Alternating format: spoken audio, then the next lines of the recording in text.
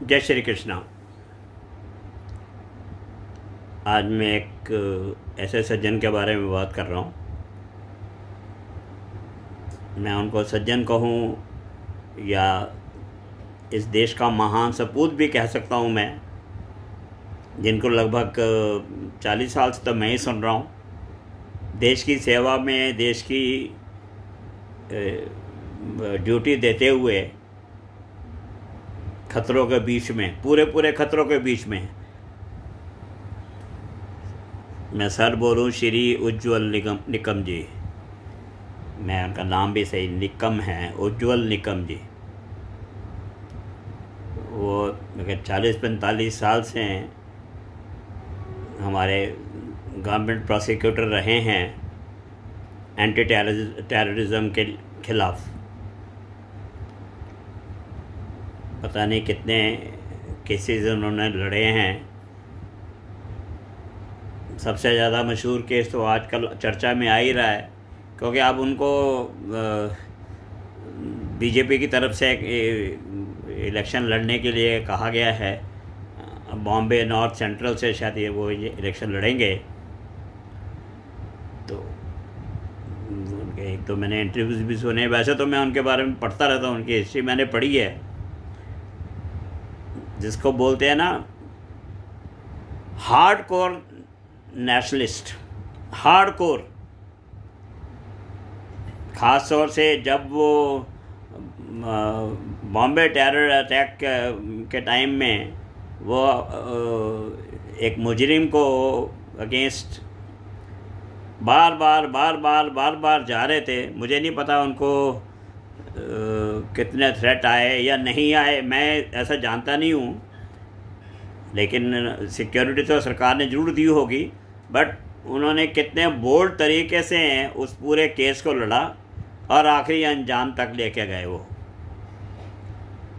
उससे पहले भी मुझे याद है, तब मैं थोड़ा छोटा था, 1993 का केस भी जो अटैक हुआ था वो भी उन्होंने लड़ा। और कई कई कई कई केसेस जो नेशनल इम्पोर्टेंस के थे वो बड़ी हिम्मत से सरकार की तरफ से लड़ते थे। चाहे सरकार कांग्रेस की रही हो, शिवसेना की रही हो। 45 साल तो बहुत होते हैं। और he is one of the most famous advocate. और बहुत हैं जिनके बारे में कभी मैं फिर बात कर सकता हूँ, लेकिन सरकार की तरफ से पैरवी करने वाले और खूब जोश से, हिम्मत से लड़ने वाले ये एडवोकेट्स उज्ज्वल सर, आप इलेक्शन एरिना में आ गए हैं। नेचुरली कुछ ना कुछ तो रीज़न रहे होंगे उनका इलेक्शन लड़ने का मन। इज़ अराउंड 71 एज में हैं।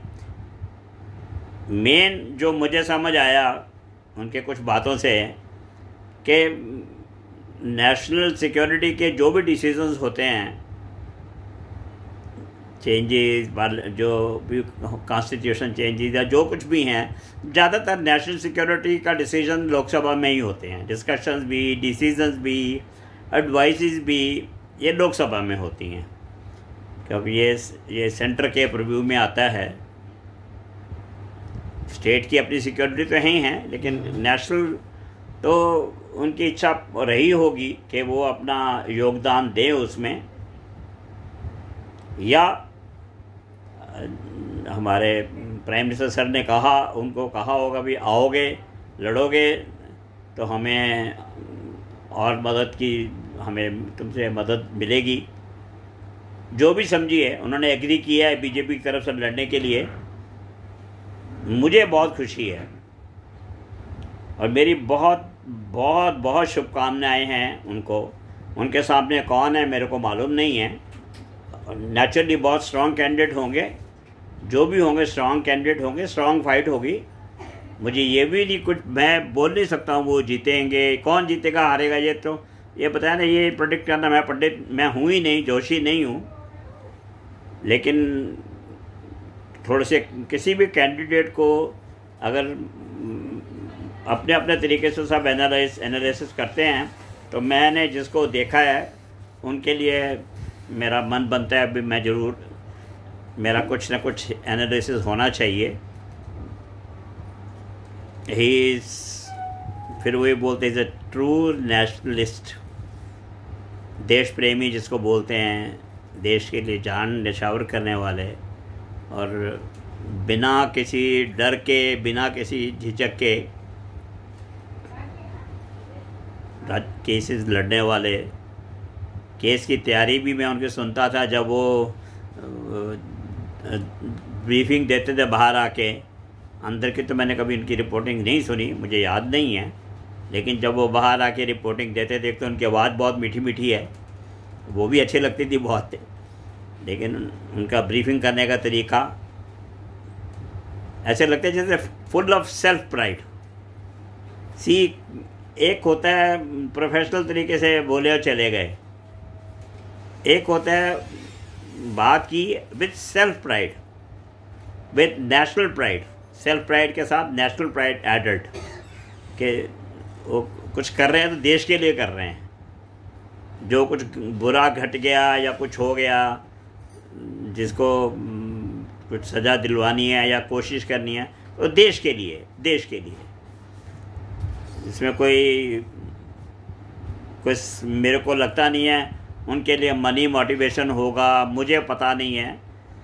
मैं कुछ जैसे लॉयर्स के लिए सुनता हूँ कि दे चार्ज हेफ्टी अमाउंट, बहुत हेफ्टी अमाउंट देते हैं। ऑफ कोर्स वो उनका कैलिबर है, वो उनका हक बनता है। मैं बोलता हूँ जो लेते हैं उनका हक बनता है।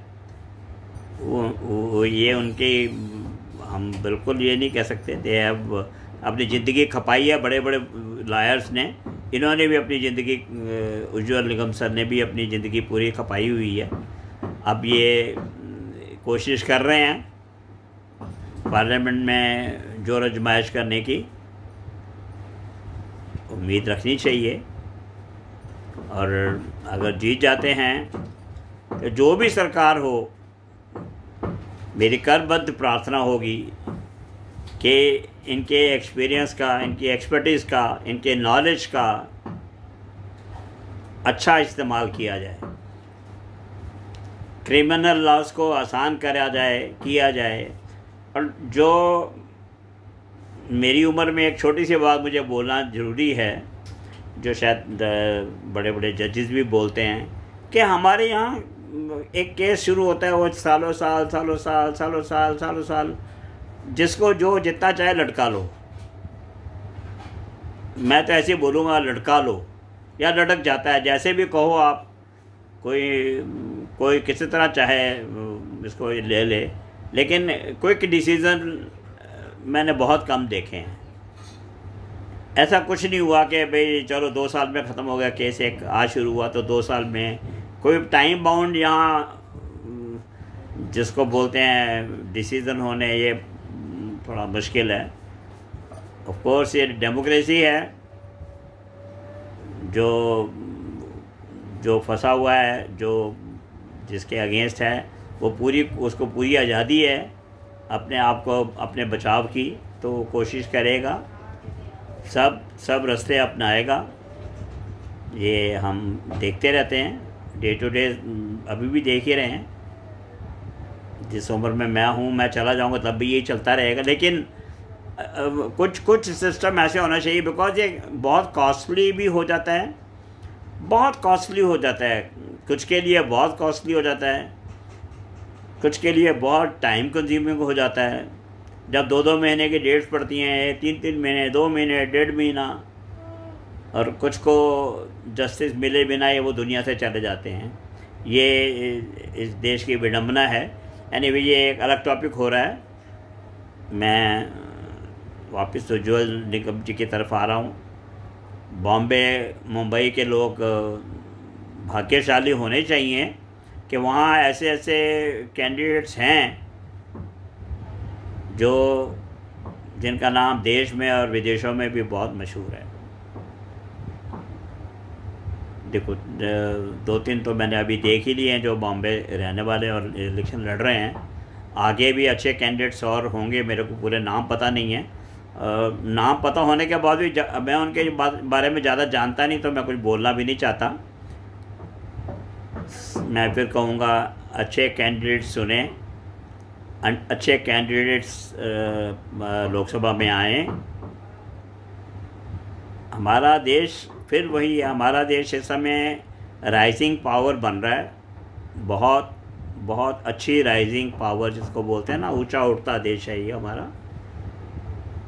जिस तरक्की की राह पे हम अब चल पड़े हैं, कोई सरकार आए, मैं पक्का बोल सकता हूँ, कोई सरकार आए अब ये सब रुकने वाला नहीं है। रीज़न बीइंग कि जो यंग जनरेशन है, जो एस्पायरिंग, जिनकी इच्छाएं बहुत ज़्यादा हैं, वो अब सबसे डिमांड करेंगे कि हमको ये चाहिए, हमारा नाम इतना ऊंचा होना चाहिए। अगर एक प्राइम मिनिस्टर ने बोल दिया कि हम थर्ड इकॉनमी हो जाएंगे, तो कोई भी सरकार है वो ये उनका एक बना ही रहेगा कि हमको 5 साल में we should be third economy of the world. तो उसी दिशा में काम चलेगा। ऑफ कोर्स अच्छे लोग आएंगे तो कुछ, मैं थोड़ा सा कड़वा शब्द है, हम ऑनेस्ट भी हो जाएंगे। हमारी कंट्री अभी बहुत ऑनेस्ट है, बहुत मतलब हम आ गए हैं, लेकिन थोड़ा बहुत जो और है, क्योंकि इलेक्शन पे इतने खर्चे हो रहे हैं। मैं तो कई बार सोचता हूँ कि इतने खर्चे होते, पैसे कहाँ से आते हैं भाई? इतना खर्चा जो कैंडिडेट्स करते हैं, सरकार तो कर ही रही है, इलेक्शन कमीशन के खर्चे हो रहे हैं। मतलब इलेक्शन तो बहुत महंगा है, बहुत महंगा सिस्टम है हमारी कंट्री में। तो उतने फ्रूट्स भी, उतने रिज़ल्ट भी अच्छे आने चाहिए। खर्चा हो रहा है तो कोई बात नहीं है, जो होना है वो ठीक बात है। तो मेरे ख्याल में जो यंग जनरेशन है या हम जैसे बड़ों की भी है, हमारी इच्छा ये भी, इतना महंगे इलेक्शन के बाद अगर आप पार्लियामेंट में आए हैं, लोकसभा में आए हैं, तो कुछ देश का अच्छा कीजिए और ऐसे रास्ते भी बनाइए कि एक गरीब आदमी भी कभी इलेक्शन लड़ सके।